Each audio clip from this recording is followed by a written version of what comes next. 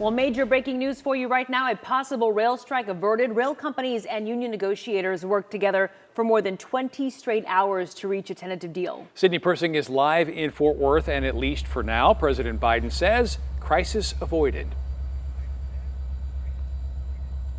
Great news this morning, Kara and Mark. We just got word of this shortly after 4 a.m. about that tentative deal. And again, it is a tentative deal. The unions still have to vote on it. But here's the good news. Both the president and the secretary of the Department of Labor say we are going to avoid that strike, and we're going to avoid the consequences, the economic consequences that would have come along as a result. And I bring up the economic consequences because I know most of our viewers at home are probably thinking, well, most of us don't commute on trains. But I want everyone to think about this.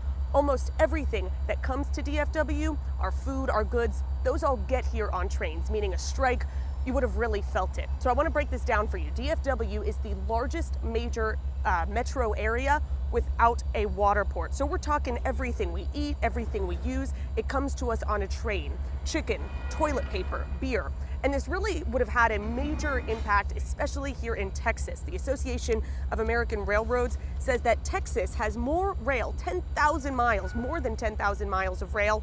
That is more than any other state in the country. Texas also accounts for the most rail employees and rail shipments. Again, had we seen this strike happen, economic experts across the country were all really sounding an alarm, saying, we don't know specifically how bad these economic implications will be, but there would be consequences. You would feel that impact. Had a strike gone through, we would have seen that just after 11 p.m. Eastern here. Rail workers were scheduled to start striking at this railway in Fort Worth. Again, right now, good news. The president and the Department of Labor secretary say we are going to avoid that, at least for now. And just to reiterate, this is a tentative deal. Those unions still do have to vote on that agreement. Mark, Kara.